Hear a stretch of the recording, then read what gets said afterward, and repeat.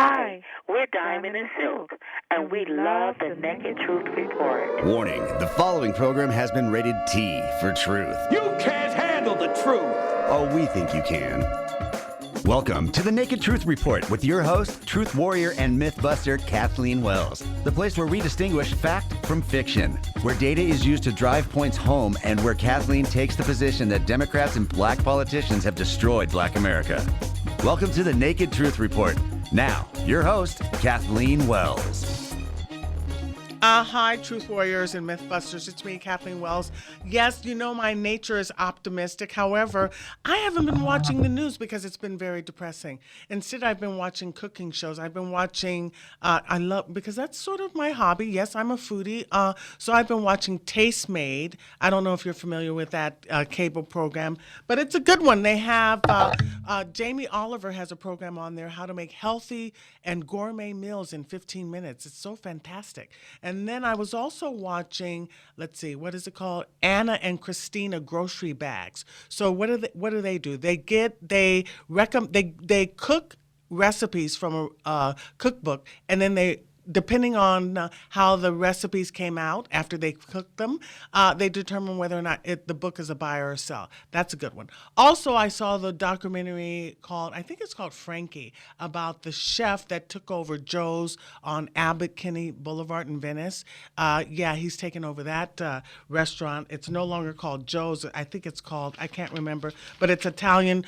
It's an Italian restaurant. He makes pasta by hand as opposed to by the machine, like the old traditional way of making pasta by hand. That's a good thing. The news is so depressing. Yes, it's depressing.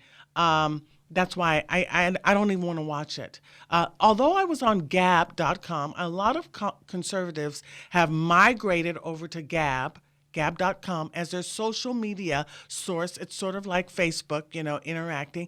And I saw a video of Mike Lindell, who is the pillow guy. You guys know Mike Lindell, who said that he still believes. Yes, he says he's going to be presenting evidence in the next 3 days. Many conservatives still believe, yes, that Biden is not going to be elected, is not going to be inaugurated. But I don't know, something that Gorka said is that, do you actually believe that President Trump, as much as he loves America and the American people, is going to institute the Insurrection Act and have military forces on the streets of America? Do you actually believe he will go that far? I don't think he will either. Trump loves America. Trump supporters are now marked with the scarlet letter. The Democratic Party, not only are they bullies, but they are conducting like a Salem witch trial or hunt for Trump supporters. So look out, folks. You're an endangered species, so to speak. Also, I hear that they're making their way to the southern border. Yes. In fact, Guatemala had to stop the folks. They're trying to stop the folks coming in from Honduras, and they're chanting, Biden, Biden, Biden. Can you believe that? Yeah, you can believe it. Can you believe where we are today? The other thing I want to mention is this. Half of the American electorate can't connect the dots. They're missing a few. First of all, if you're a black American and if you don't know that black America has regressed, has gone backwards since being with the Democratic Party, you're not paying attention. Something's missing upstairs if you can't put that two and two together. It's evidence so clearly by what? The fact that black Americans now only have 25% two-parent families. I've said that 1,000 times. The family is the most important institution in society. If you only have 25% two-parent families, there's a problem. A big problem. There are going to be 2 and 3, if not 4 generations of people growing up without fathers. They will be a burden on society. Yes. That's a problem. I'm excited. We have a guest today. I'm going to bring him right on because my guest, I saw him on One American News. He is Mike Netter. He is spearheading the campaign petition to what? Recall Governor Newsom. We love that, right? We want him recalled. I mentioned it 2 weeks ago. I hope all of you are out there getting that petition, signing it, and participating. But do we still, that's the thing that I want to ask Mike. Trump supporters have been betrayed by the Republican Party and by the electoral process. Do we still believe? Do we still even want to participate? Have we become apathetic? Maybe not apathetic, but not pessimistic. What are the word I'm looking for? Is cynical. Have we become cynical? I'll ask Mike Netter that. Hi, Mike. Welcome to the Naked Truth Report. Well, thank you for having me on tonight. It's a pleasure. I'm delighted to have you. So tell me, how did you become involved with the Recall Gavin Newsom campaign? It's interesting, kind of in line with your opening. Those that started it, myself included, were simply kind of typical Americans, right? We're watching the process, we're looking from afar, certainly voted, but we were political novices. We had not been active in politics at all. And about a year ago, April, I started looking around the state of California, really started looking with Kamala Harris, and realized a lot of things that I already knew that something had to be done. Took a look at a lot of election code and found out something that a lot of people already know or don't know. You can't recall a federal official. However, it was pretty obvious from the moment Gavin Newsom got in office, he was going to be bad for the state and, most importantly, not really obey the will of the people.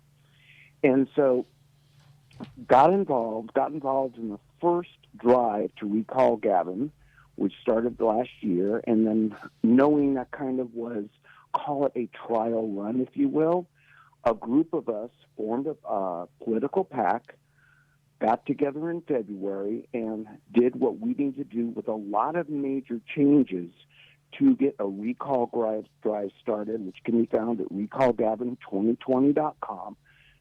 to get Gavin recalled. So we are simply ticked off citizens. Oh, you're simply a ticked off citizen, but you've been involved in politics. You're intimately involved in politics, right? I am now. But you weren't before? I was not before. Neither. Orrin Heatley and I started this. Orrin is a retired sheriff. I am simply a business person. We're new to politics. And quite candidly, I think that's played in our favor because I've heard you say in your opening and listened to you before, we have political machines on both sides, frankly, Republican and Democratic, that are, I'm trying to be polite here, I'm on the radio, shall we say self-serving a lot of the time, right? Mm-hmm. They have objectives in mind which don't always meet the will of the people. Mm-hmm. So looking at this, we kind of have broken a lot of rules that are not, I don't mean legal rules, I mean the rules that are normally considered that have to happen in politics. And because of that, I believe a couple major things I'll mention tonight. Today we have gathered 1.1 million signatures. And if I'd like to take a couple seconds and put that in perspective for everybody listening to your show. Go ahead. This is the largest initiative in American history. We didn't really realize it when we started it politely. We knew it was big, but it takes 12% of the people that voted for governor last time, which means it takes about a minimum of 1.5 million signatures to get this done. Normally, when you do something like this, you really have to start with big money. Everybody sits around the table, says they're going to throw a couple million, and we were told by a lot of political people it's going to cost a minimum of $4 to $5 a signature. You probably really need 2 million signatures, which we probably do. So it's going to cost probably in the area of $8 to $10 million to get this done. Interestingly enough, they didn't count on one thing. That was Gavin Newsom himself. because Gavin literally has ticked off the public so much that today, as I talk to you, it's the largest volunteer drive in American history. We have gathered 1.1 million signatures. Over 1 million plus of them have been gathered straight by volunteers. Our average acquisition cost is costing us about 75 cents a signature right now, and there are probably over 60,000 volunteers, 20,000 of them active, collecting signatures every day, every weekend. And because of recallgavin2020.com, people can actually go to the site. And one of the things we did, which was different, which seems strange that no one had thought of it before, but I think it's the political machine, is we designed two versions of the petition. One of the versions is the usual legal size, which you see paid petitioners using, but the other is an 8.5 by 11 paper.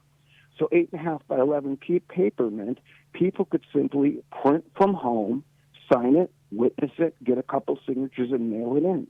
And we get 20 to 30,000 petitions in the mail each week. So we broke some of the standard break. We weren't wise enough to listen to some of the standard rules that are out there. And today, even as I talk to you, what's quite fascinating is, as you know, everybody loves a winner, right? Mm-hmm. So as other people have gotten involved in this, and money has come into other political PACs which aren't ours, they're starting to get interested in it. But we've done some different things. For example, getting the voter registration list without going through the political machine, and email both Republicans, Democrats, non-party preferences, making them aware that there's a petition out there they could download. So a lot of these things we did which are different because we were political novices, I think have really helped in this drive to recall the governor of California. And, of course, there's Gavin himself, which every day something comes out about to help the narrative, if you will, of why we really need a new governor in California. Mm-hmm. So folks out there listening, Truth Warriors, go to recallgavin2020.com. And you can download the petition and mail it in, correct? Correct. And we think that's important because we're empowering the people. At this point, we have not raised enough money for paid petitioners. That's the standard way things get done in this state, right? Mm-hmm. People control narratives. And to what your point you said earlier, and full disclosure, I am a registered Republican, but the Republican Party itself doesn't seem to do things sometimes in the state to push the narrative forward. It's not a matter of being Republican or Democrat. Gavin Newsom is actually uniting California. He's bringing the state together on all these issues from all different diversities, different communities that we have out there collecting signatures. We have spreading the word. We've had Vietnamese, Chinese, Iranian, every language you could think of across the board. Communities really want a change in California. I also like to stress one of the things to give people hope out there in this very different and awkward 2 weeks, if you will, is signing the petition is a way that you can actually do something. Certainly when a vote comes up, there's other things involved with the voting mechanism. But there's nothing that Gavin, the Democrats, the party, the machine, anybody can do from stop us from exercising our rights under a 1911 California constitutional legal clause using the power of the pen to get this on the ballot. And once it's on the ballot, if you don't mind, I'd like to also talk about, a little bit what the recall process actually is, because a lot of people aren't familiar with it. They vaguely remember the Gray Davis days. And we've only had 3 recalls get on the ballot for a governor in American history, and only 2 of them have been successful.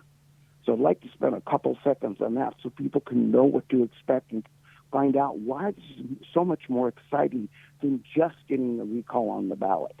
Right. So, okay, that's fine. So the one point is you don't have to spend the $4 or $5 to pay people to get petitions because people are volunteering. That's the one thing. And then you feel it's bringing Californians together irrespective of their political philosophy or political party that they align themselves with. And I think that's because Newsom is this lockdown COVID-19 business. Businesses are suffering; they're being locked down, and yet we see on the TV Newsom going to the French Laundry without a mask, not 6 feet distancing, and I think he was with some people. His guests were some people in the medical industry. Yes, they were. And then you got to laugh because it's like, really, Gavin? First off, you're dining inside 2 feet from the head of the California sorry, I can't even hardly say this without laughing. Yeah. I apologize.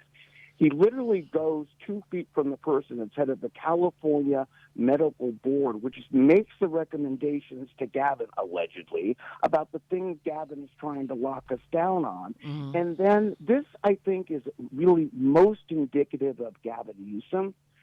He says afterwards, when he's kind of backtracking, well, I made a poor decision. Mm-hmm. The reality is, whether it's inept or evil with Gavin Newsom, why it's uniting California is because Gavin makes a continuous series of bad decisions. And I think one of the reasons it's uniting California, look, let's face it, we have a supermajority in the state Senate and the state legislature. That's an entirely different conversation for another show, because Californians have not been paying attention in the last 20 years. But even with a supermajority in the state Senate, even with a supermajority in the state assembly, even with the various caucuses around him, Gavin Newsom has not gotten consensus of his own people to make some of these decisions. Now, when you talk about bad decisions, let's look at this couple prima facie facts in my not-so-humble opinion. Fact number one, he has companies in trust that's come out. In addition to going to the French Laundry, probably shouldn't go out to dinner, locking down. Oh, by the way, he did this 4 days or 3 days around the time where he locked down everybody from outdoor dining, where they continued to collect ABC and other restaurant fees, and then told them they couldn't collect revenue. Mm-hmm. Let's go on. Then it came out after that Gavin Newsom's companies, even though they were in a, quote, blind trust, got $3 million in PPP loans, which, without going into detail on that, didn't make any sense. So Gavin hired managers for his company. You'd think one of them would have sat down and gone, hey, do you think it's a really good idea to get $3 million in federal loans when Gavin owns us and he's the governor of California? That's kind of a bad look, right? So that doesn't make any sense to me, in addition to allowing his wineries to stay open. But then you can go to the EDD. The EDD, which, and I can't even keep track of the scope of fraud. I heard it maybe as high as $8 billion today. The EDD went to Gavin in April and said, hey, Gavin, we have 17 investigators for this state. We have a spike in unemployment. And you know we're only one of, there's 35 other states, way smaller than us, that cross-reference with felons, people in prison. As you know, that didn't work out well for us. So Gavin apparently can't hire good managers for either his private company that make good decisions or good managers as stewards of our state money, our taxes, to make good decisions. And the list kind of goes on and on and on, doesn't it? Just the other day, he announced a program finally where King Gavin might allow kids to go back to school. And 6 superintendents, 6, from various school districts, Los Angeles, San Diego, etc., wrote him a letter saying, this is kind of a bad plan. You would think that the governor of California, with a supermajority in the Senate and the Assembly, would have sat all these superintendents down at a table before being in the business, apparently, of issuing press releases, and sat them down and say, let me give you your input. You would think he would have had the input from various caucuses, which roasted him, before picking Alex Padilla randomly, if you will, to move on to the Senate, because Xavier Becerra has moved on as Attorney General, and now that spot's open too. He can't apparently even get consensus at his own table, no less listening to the will of California citizens. Well, I mean, he's the nephew of Nancy Pelosi, right? It's clear to me that the Democratic Party has thumbed their nose at the American people. They really don't care what we think. They really don't care about our interests. And I think politicians are corrupt, yes. The Democratic Party, they're bullies. And the Republican Party, they're not strong enough. They don't have enough cojones to fight bullies. So it's a no-win situation for the American people. Will Rogers told us a century ago that politicians are no good, and now I think we're beginning to see it. I think it's even worse, and I agree with everything you're saying, by the way, 100%. But it's a lot worse even than I think the American public in California is aware of. Let's take a step back. Nancy Pelosi is from San Francisco. He's related by marriage or wife to Nancy Pelosi. But let's take a step back. And everybody knows this, well, you know this, but some of your listeners don't. So Gavin Newsom's dad was a dude, if you don't mind, or a man named Judge Newsom.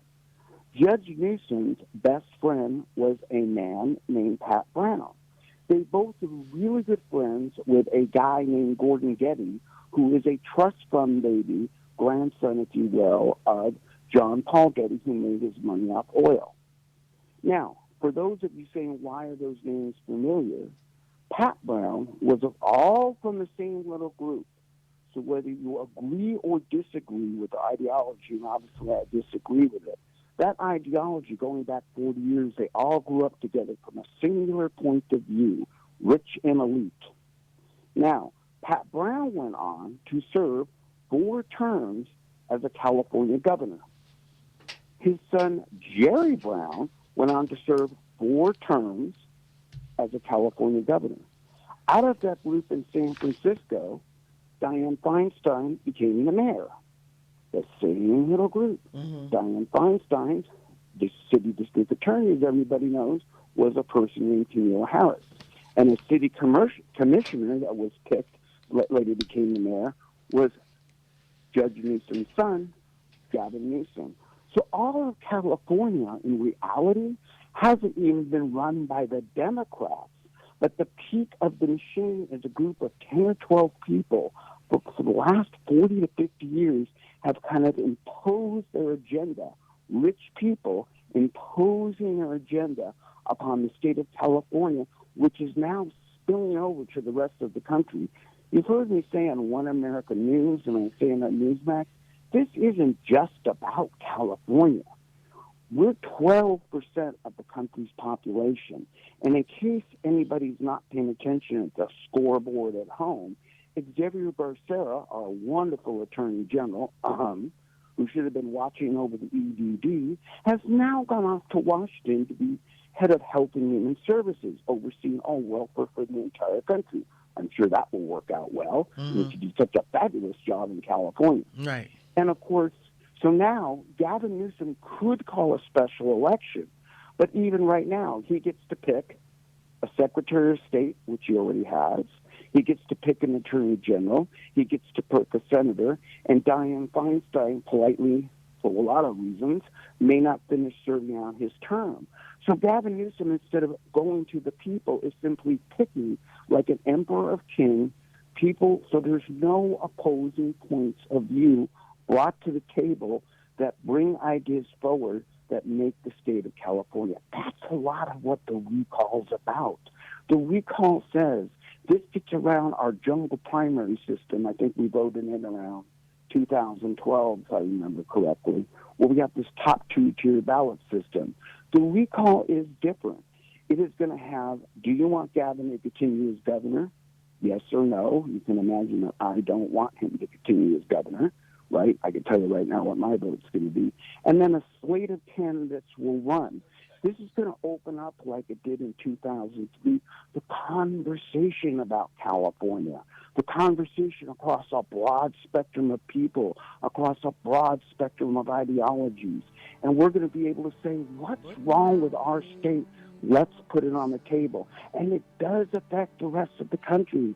For those of you listening out there, it's just not people moving to communities in Alabama, Texas, major companies moving out of the state. What it really is that point of view from a small group of people which is growing. Yeah, This is yeah, not yeah. the way You know, there's my music, Mike. When you come back from the break, you can tell me more about what the recall actually means, how it operates, and then we'll take phone calls. I love your optimism. I love your energy, but you know, I got to tell you, after what we've just witnessed with this presidential election, the American people, or at least Trump supporters, aren't feeling very optimistic about the open discussion and open dialogue that can take place. We'll be right back. We're speaking with Mike Netter, who is petitioning or spearheading the petition to recall Gavin Newsom. We'll be right back. And you leave them laughing when you go. Isn't that beautiful? We love that, but we're not optimistic right now. Why? Because of the state of affairs of our political environment in America. Mike Netter is my guest, and he emailed me the complaint that the Election Integrity Project of California, who is a plaintiff, and also Eric Early is a plaintiff, and other individuals who ran for political office in the 2020 election. He emailed me this complaint, and it's against Padilla, the Secretary of State, Becerra, Newsom, and a whole bunch of other folks. And they're asking for declaratory and injunctive relief because they have violated the Equal Protection Clause of the 14th Amendment, the Due Process Clause of the 14th Amendment, and the Electors Clause. And they're asking Padilla to decertify and Newsom to decertify the 2020 election results. We know that's not going to happen. Why? Because of what happened with Trump in his lawsuit, or specifically the Texas lawsuit that went before the Supreme Court. We're just not feeling optimistic. That's how I feel about it. But anyway, Mike, you want to tell us about the actual procedures or what you want to tell us about the actual petition, the recall? Well, I just wanted to be clear to everybody that although this is a big task, fortunately our California Constitution gives us the right to do this. And the method we have until March 17th, and we originally had until November 17th, and we went to court and got a 120-day extension. And we need technically about 1.5 million signatures. We are having them verified before turning them in, but some, of course, will be unverified, if you will. So we really need about 1.8 million. If we get 10% over the 1.5, it becomes a faster verification process. The state has legally only 30 days to get this on the ballot, and within 90 days after that, they have to call a special election. There's no ifs, ands, or buts, and, quote, let the games begin. So this will be a special election. We feel very strongly this will qualify to get on the ballot. And again, this initiative is kind of going to stand by itself in a special election, giving people kind of outside the regular season of noise, for lack of a better term, to be able to, voice their opinion and make their change. And I know I'm overly optimistic, and I apologize for that. No, that's okay. I love it. I used to be. I used to be also. And I love your energy. But they're still going to, even if he's recalled and there's another election, they're cheating. I mean, they play dirty. They get as dirty as you can get. They will cheat. So we have to play harder. And you said it very well. And I admire you for coming straight out and saying it, that we have to play dirtier than they do. Look, I just watched a football game today. I watched a few of them like a lot of Americans. I used to play a lot of baseball. You don't go into a game and go, excuse me, you shouldn't be really throwing a brushback pitch against my batter. You put one under the other fellow's chin, if you will, not hurting them, but giving them notice that you're aware of what's going on in the game. We as Californians have to stand up. That's why I sent you that election lawsuit earlier, right? People need to stand up and stand up now to clean up our election system. You need more. You need more Republicans like Cannon and me who are like, we'll stick it to them, okay? We don't, you know what I mean? We need more Black Americans who are Republicans who are going to just like tell them like it is. Listen, this is the deal. Stop lying. You know what I mean? You need, Republicans are too polite. because Democrats play what I'm trying to dirty. They say. play dirty. They're not. They will. There's nothing beneath them, and people Correct. need to And talk. so Call them out on that. Listen, little devil. There's nothing beneath you, and you need to clean up your act. You know, Republicans don't talk to Democrats that way, and they need to.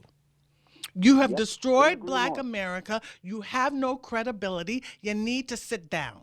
People need to talk to Democrats like that.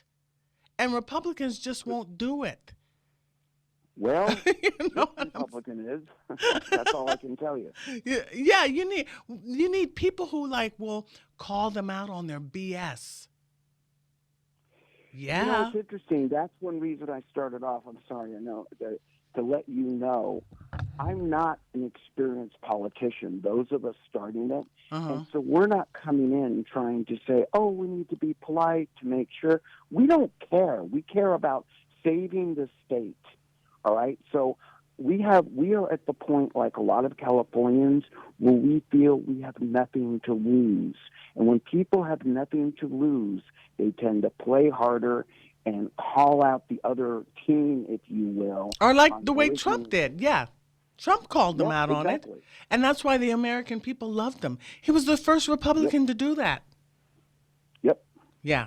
Why don't we take a call now? Okay, the first call. Welcome to the Naked Truth Report. Line 1. Hi. Hello, courageous Kathleen. Hi, Brent. Yeah, I'm just righteously enraged. And I'm going to say, on Martin Luther King's birthday, Black Lives Matter is now celebrating the re-enslavement of American blacks by the Democratic Party, along with their newest enslavement of whites, Christians, Jews, and Muslims under their Maoist monstrousness. And the left has always hated Martin Luther King and all godly, conservative, patriotic blacks. And the Marxist Black Panthers, the precursors to BLM, called him an Uncle Tom. And I'm just thinking, China, the largest, most savage slave empire in human history, is now assimilating America into their barbaric Borg. Well, yeah, we're all, you see, Mike, my listeners, my truth warriors are angry. I want to make Brent a little bit angrier, if you don't mind. That's one of the things. Sorry, Brent, I'm not trying to tick you off here, but one of the things that really ticked me off is where the heck did the governor of California get off by telling us we're not bright enough to put 2 pieces of string on a specialized piece of cloth and order $1 billion from China, kind of our biggest enemy, let's say, without any approval from anybody. Precisely. I mean, why don't we give them $1 billion? Why should it go to California? Let's give it to China. What do you think, Brent? I don't think so. And I don't. Yeah, that was kind of my point. Think that, and I think the fraud we have experienced, we've got to just keep screaming and screaming and pounding and getting this into every. I mean, from a Jewish perspective, I'm enraged that Jews, who should know better, are marching right back into slavery. We did it once. We didn't like it. Well, I mean, Jewish folks are predominantly that vote Democrat. So what's that about? And have been for decades. That's about delusion. That's about losing God. That's about losing a moral compass. It's horrendous, and it's an embarrassment and a disgrace to the Jewish people. Thanks, Brent, for calling. Okay, let's take call number 2, line number 2. Welcome to the Naked Truth Report. Well, hi, Kathleen. Hi. Your name isn't up. Our call screener isn't in. Who is this? Yeah, nobody answered the phone, so I was just waiting for someone to come on the line. Yeah, I know your voice, but I don't see your name because my call screener isn't here. What's your name? Yeah, this is Raul from Highland Park. Oh, hi, Raul. Yeah, see, I have my regular callers, Mike. We're angry. Good. Oh, yeah, Kathleen. Yeah. You know, I'm really disgusted with the vice president-elect. Remember when she called Biden out on the busing issue during the debate last year? Mm-hmm. And with such, anger and such hostility, and now she's washing his feet like in the Bible, you know what I mean? Like he's a God Almighty now, you know what I mean? I mean, it's just, and you see them on, what I'm really disgusted with, I was at a newsstand in Studio City and they have all these magazines with Biden and Harris on the covers, and they never did that for the president. You know, always besmirched them. They always treated him like garbage. Mm-hmm. And that's what I have such a contempt for the media. the way they treated the president and his wife, a beautiful wife, our First Lady, Melania Trump. Doesn't that just disgust you? Oh, I can, like I said, I can only watch cooking shows now. We're so disgusted. Right. Yeah, but we're all You know gonna. what I've been doing? What? Oh, I'm sorry. Go ahead. Go ahead, cousin. Sorry, I cut you off. Yeah, but we're all gonna download the Recall Newsom Gavin 2020.com, right? I mean, I already signed that. Oh, great. I'm on board. Thanks, Raul. Yeah, and I'm getting my friends, anybody that can. But you know, good man. I like you more and more. I mean, Biden's been making some cryptic statements. Did you see that interview with 60 Minutes? Oh no, not 60 Minutes. With Jake Tapper, where he said, and I quote, he said about, let's see, I got this quote somewhere in here, regarding he would defer to Barack Obama. He said that, like I told Barack, where there's he goes, I'm sorry, like I told Barack, if I reach something where there's fundamental disagreement, we have based on moral principle, I'll develop some disease and say I have to resign. Remember he said that? Yeah, I remember that. Yeah, he's referring to he and Harris. So that's scary, isn't it? I mean, he's saying that if there's something immorally and they're in conflict, and he didn't seem to be joking here. He's always saying that he's joking. When he made that comment about fraud, remember he said we have put together, I think, the most extensive and inclusive voter fraud organization in the history of American politics. And they said, oh, no, he was just joking. Right. See, he's so mentally off that I think he's actually telling the truth. Thanks, Raul, for calling in. The original point, he got on the cover of magazines. But right? you see, Mike, I have regular callers, my Truth Warriors and Mythbusters, and we're just so frustrated and they're so upset. Because I've had this show for 3 years. Go ahead. Well, Raul made a really good point, and this is actually what I think Newsom got elected, and it's all over the place. He's a good-looking guy in a suit, kind of to Raul's point, right? Gets on the cover of magazines, and I love what your listeners are doing, digging a couple layers deeper, because as we put Biden and Camilla, or whatever, however the heck you say your name, up on the cover of magazines. That's kind of how Newsom has spent his political career. I'm good-looking. I may be an idiot, but I'm good-looking, right? Well, that's fine. I'll take an ugly, smart governor over a good-looking, dumb one any day of the week. And the reality is people are voting by appearance instead of voting by looking at what the candidate is. Yeah, I mean, Democrat voters are super and shallow-official. That's why black celebrities come out. They don't know what they're talking about. They all come out and support Biden, and they think Kamala Harris is an African-American. I hate that term, but she's not an African-American. And Barack Obama wasn't. He was an African because his father was. Oh, well, it's just confused. The bottom line is superficiality and shallowness. They lack substance. Okay, let's take a call. Line number 3. Welcome to the Naked Truth Report. I don't have your name. Tell me your name. I'm Carlos. Oh, hi, Carlos. Welcome to the Naked Truth Report. Yes. Well, listen, I voted for that petition to oust Gavin Newsom in Huntington Beach. They have a stand out there by the pier, and I think they go out there every weekend in case anybody wants to go out there and sign the petition. But anyway, listen, we have to get rid of these Democrats. They are leading. Nancy Pelosi is spearheading the movement to make the family unit illegal. This will be coming up in Agenda 2030, led by the Communist United Nations. As part of the Agenda 2030, the family unit will become illegal, and she's already setting the stage for it by introducing legislation of getting rid of some of the characteristics of a family, getting rid of the name father, mother, son, daughter. They're removing any references to the family unit. She's spearheading this movement. It's going to get worse and worse. And it's all part of the Green Agenda. It's espoused by that Puerto Rican girl. I forget her name. I don't even want to think of her name. Alexandra. It's all part of the Green Agenda. This all will lead to the reduction of the population of the world. You get rid of the family unit, you make it illegal, there goes the population of the world, okay? And that's why they're endorsing homosexuality, which doesn't reproduce human beings.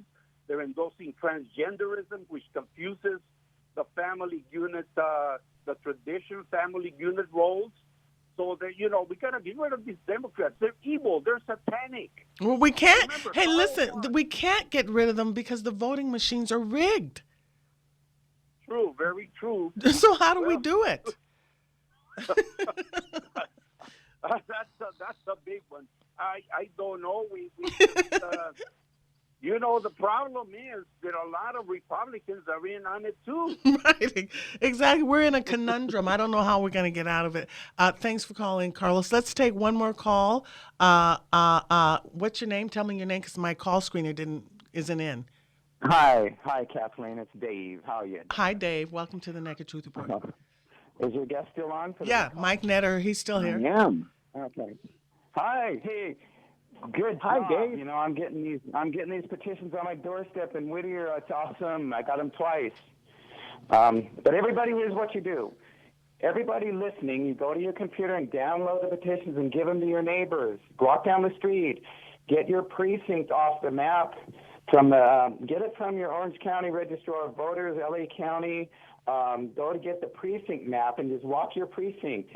Walk some precincts with it. And here's the deal. Let's overwhelm them with a negative, because in 2008, USA Today came out with an article that said negative campaigning works. $10 billion, most of it was spent in the campaign on the presidential election, and most of it was negative campaigning. And who won? Barack Obama, and McCain did negative campaign. History shows that.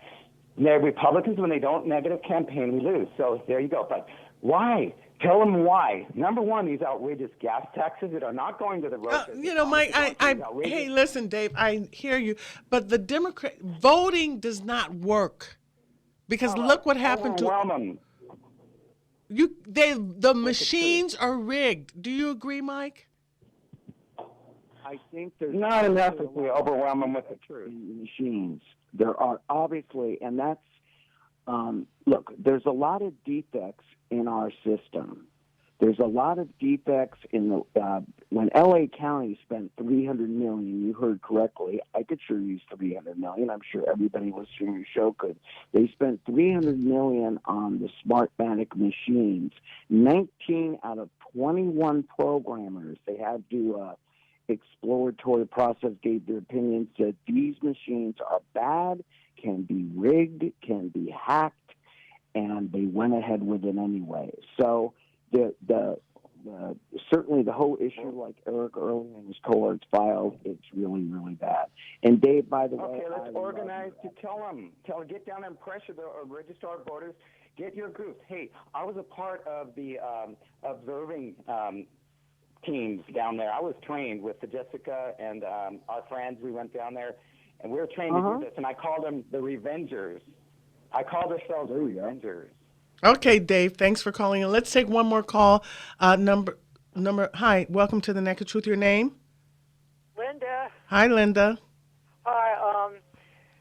There's a way there's something they can do to fix the voting. You know, I don't know about the machines, but do away with this mail-in voting and go back to absentee voting. They always had absentee ballots, you know, on the ballots people can send in. The mail-in voting wasn't even necessary. Linda, I got to jump in there because you're absolutely right. Here's what's really interesting. I didn't just mention lawsuit. So Kevin Kiley and James Gallagher, two fighting Republican assemblyperson, filed and won against Gavin Newsom's executive decision, and he made it his own under emergency declaration about mail-in voting. Unfortunately, by the time they won their case, they won it, I believe, in early December. Unfortunately, the mail-in ballots had already go out. You are absolutely 100% correct. And in fact, Gavin Newsom lost the case against his whole executive orders, specifically for the one he declared on mail-in ballots. You are absolutely correct. So then those mail-in votes shouldn't even count. No, but it couldn't be above my pay grade, as they say. I can only look forward and do what we can in the next election. This is why Californians have to continue to fight at every moment. We have to continue to, exactly what you're doing in your show, Kathleen. We have to push forward and make people aware of these issues, because in the confines of the codes that we have to work with, the reality is you have a great group of listeners, and I mean that sincerely. Yeah, they're loyal. They're loyal listeners. I love them. They call in. They're participatory. In Eric Early's lawsuit, he states as a cause of action, the voting machines used to collect and tabulate votes contain knowing vulnerabilities, allowing miscounting and vote manipulation. Yep. You see. Yep. Thank you, Mike. I'll have you on again. There's my music. We're only an hour. I appreciate you being on. I'm definitely going to sign. Go to Newsom Recall. What is it? Recall Newsom. RecallGavin2020.com. Download that. Thank you, Mike, for being a guest on the Naked Truth Report. I'll be back next week. Thanks.